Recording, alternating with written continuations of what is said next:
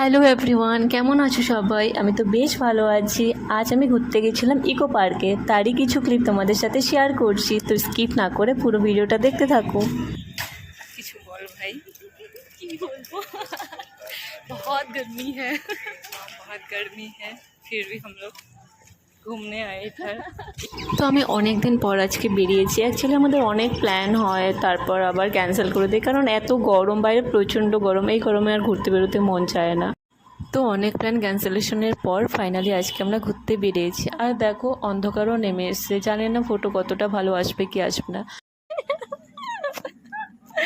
Makeup করছে miss twinkle, এটা আমি আপলোড করে দেব। করবি না, এটা করবি না না, এটাই করবো, তাহলে তো ভিউ আসবে ভাই।